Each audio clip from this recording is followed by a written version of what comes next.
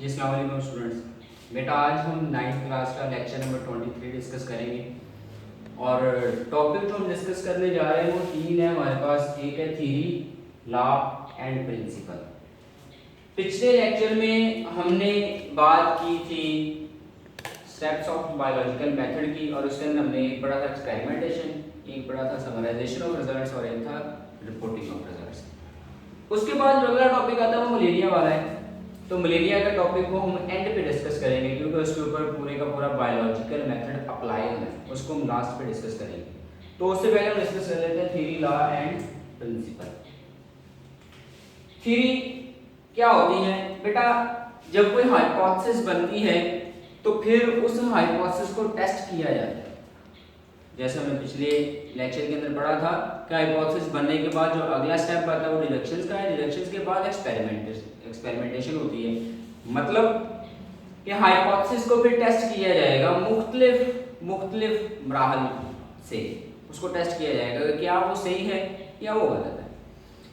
और अगर एक थ्योरी बार बार के एक्सपेरिमेंट पे पूरा उतरे, अगर एक थ्योरी जो है वो बार बार के एक्सपेरिमेंट पे अगर एक जो हाइपोथेसिस है वो बार बार के एक्सपेरिमेंट पे पूरा उतरे तो फिर वो हाइपोथेसिस नहीं जाती, वो एक थ्योरी बन जाती है। अगर एक हाइपोथेसिस बार बार के एक्सपेरिमेंट पे पूरा उतरे, गलत साबित ना हो, तो फिर वो क्या बन जाती है? वो एक थ्योरी बन जाती है। मिसाल के तौर पे जैसे कि हमने एक हाइपोथेसिस डिस्कस की है कि all plant cells have nucleus. ये हमारे पास एक हाइपोथेसिस, इसको हम टेस्ट करना चाहते हैं। इसको टेस्ट करेंगे तो सबसे पहले हम इसको अप्लाई करेंगे। ग्रास का एक ब्लेड हम स्टडी करते हैं, अगर ग्रास के ब्लेड्स के हर सेल के अंदर न्यूक्लियस मिलता है तो इसका मतलब फिर वो हाइपोथेसिस ठीक है। फिर उसको मजीद टेस्ट किया जाएगा कि क्या ये फिर स्टेम के ऊपर भी अप्लाई होती है।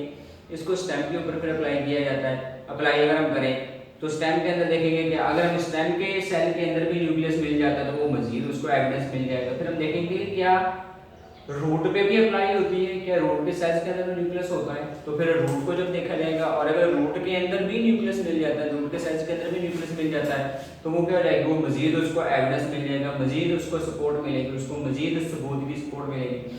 फिर देखा जाएगा क्या जो फ्लावर होता है, क्या फ्लावर के सेल्स के अंदर भी न्यूक्लियस होगा, उस पर भी अप्लाई अगर हम करके देखेंगे और फ्लावर के सेल्स के अंदर भी न्यूक्लियस मिल जाएगा, तो फिर वो क्या बनेगी? वो फिर एक हाइपोथेसिस नहीं रहेगी, वो क्या बनेगी? वो एक थ्योरी बन जाएगी। ठीक है, तो इसको डिफाइन करते हैं, इसको कहते हैं if a hypothesis stands the test of time often tested never rejected. Often tested never rejected मतलब बार बार उसको टेस्ट किया जाए तो कभी भी वो रिजेक्ट ना हो, वो गलत साबित ना हो, तो वो हाइपोथेसिस क्या बन जाती है? वो हाइपोथेसिस एक थ्योरी बन जाती है। अब जो थ्योरी होती है क्योंकि हाइपोथेसिस से बनी है, बार बार हाइपोथेसिस को टेस्ट करने के बाद वो हाइपोथेसिस गलत साबित ना हुई तो इसको हम कह सकते हैं irrefutable hypothesis. Theory is a irrefutable. Refuse का मतलब होता है इनकार करना, refutable का मतलब होता है इनकार के काबिल, irrefutable जो इनकार के काबिल ना हो। ठीक है, तो it is a irrefutable hypothesis। और ये होती है variable fact of the nature। variable fact of the nature, ये नेचर का variable fact है, चेंज हो सकती है, इसके अंदर वेरिएशंस हो सकती हैं। हो सकता है कि ग्रास के ब्लेड में न्यूक्लियस मिल जाए, रूट में ना मिले, या ये हो सकता है कि ग्रास के ब्लेड में भी न्यूक्लियस मिल गया, रूट के अंदर भी मिल गया, स्टेम के अंदर ना मिले, लीफ के उसके अंदर फ्लावर के अंदर ना मिले। तो ये वेरिएबल हो सकती है, किसी ऑर्गेनिज्म में मिल जाएगा, किसी में ऑर्गेनिज्म में न्यूक्लियस नहीं मिलेगा। ठीक है, तो इसलिए क्या होगा? ये वेरिएबल हो सकती है, इसके अंदर चेंजेस आ सकती हैं।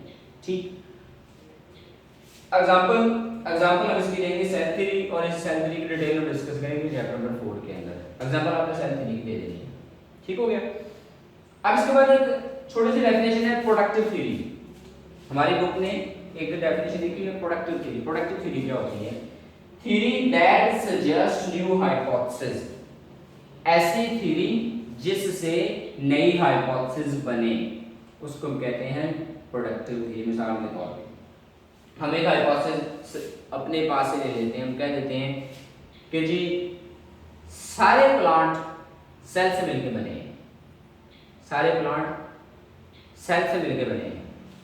तो फिर हम उससे नई हाइपोथेसिस सजेस्ट क्या कर सकते हैं? हम कह सकते हैं कि फिर सारे एनिमल भी सेल से मिलकर बने हैं, सारे इंसेक्ट्स भी सेल से मिलकर बने हैं, सारे बैक्टीरिया भी सेल से मिलकर बने हैं, सारे फंजाई भी सेल से मिलकर बने हैं।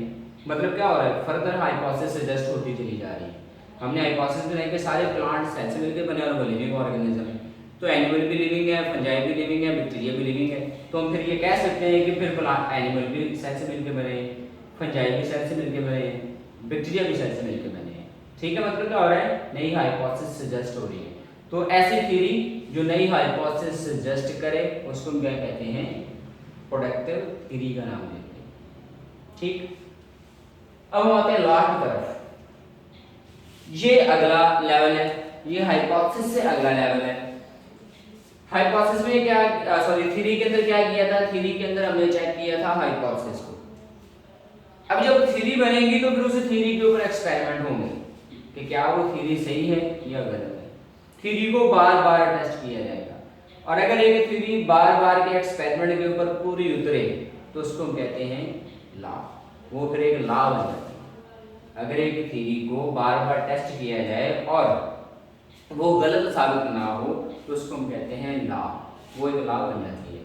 ठीक हो गया, इसको हम कहेंगे if a theory survive such doubtful approach, कि अगर कोई थ्योरी उसके ऊपर जितने भी शकूक व शुबहात हैं, जितना भी उसके ऊपर शक है, वो इन तमाम शकूक व शुबहात पे पूरा उतरती है, गलत साबित नहीं होती, गलत साबित नहीं होती, तो फिर वो क्या बन जाएगी, वो एक लॉ बन जाएगी। अब क्योंकि ये थ्योरी से बना है तो इसमें हम इसको कह सकते हैं इट इज इररिफ्यूटेबल थ्योरी। जो लॉ है वो थ्योरी से बना है, जिसको हम कह सकते हैं इट इज इररिफ्यूटेबल थ्योरी। और बेटा जो लॉ होता है वो नेचर का यूनिफॉर्म और कांस्टेंट फैक्ट होता है, लॉ चेंज नहीं होता।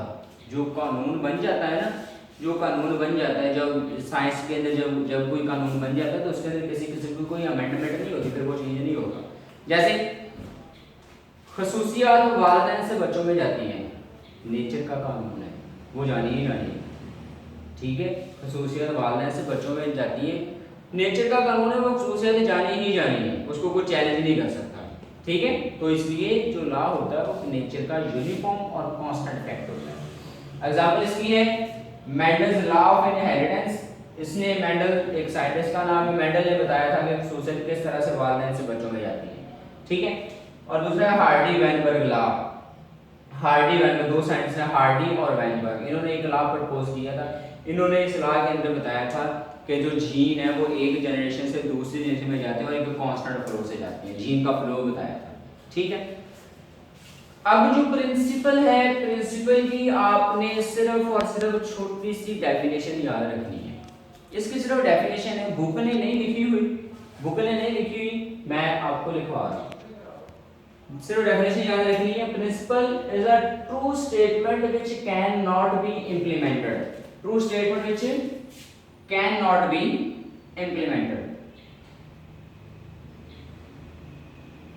True statement which cannot be implemented, मतलब ऐसा सच्चा बयान जिसका इतलाक ना किया जा सके, मतलब जिसको हम किसी चीज पे अप्लाई ना कर सके, उसको हम प्रिंसिपल कहते हैं। जैसे सूरज मशरिक से निकलता है, मगरिब में गुरूब हो जाता है, क्या इसको हम कहीं अप्लाई कर सकते हैं? नहीं कर सकते। सितारे हमें सिर्फ रात को नजर आते हैं, क्या इस चीज को कहीं अप्लाई किया जा सकता है? नहीं किया जा सकता। चांद सिर्फ रात को नजर आता है, ये भी चीज कहीं अप्लाई नहीं होती। वो एक सच्चा बयान है, एक ट्रू स्टेटमेंट है कि वो चांद रात को नजर आएगा, सितारे रात को नजर आएंगे, सूरज मशरिक से निकलेगा और मगरिब के अंदर एक गुरूब हो जाएगा। ये एक सच्चा बयान है, ट्रू स्टेटमेंट है, जिसको हम इम्प्लीमेंट नहीं कर सकते, जिसको हम कहीं भी अप्लाई नहीं कर सकते। तो इसलिए उसको हम क्या कहेंगे, उसको हम कहेंगे प्रिंसिपल। ठीक है, यहाँ तक बेटा आपका किसी किस्म का कोई क्वेश्चन हो, आपने कुछ पूछना हो तो आप पूछ सकते हो, ताकि आपको उसका आंसर दिया जा सके। बाकी इंशाल्लाह हम डिस्कस करेंगे नेक्स्ट लेक्चर में। नेक्स्ट लेक्चर के लिए आप नेक्स्ट वीडियो देखिए। अल्लाह।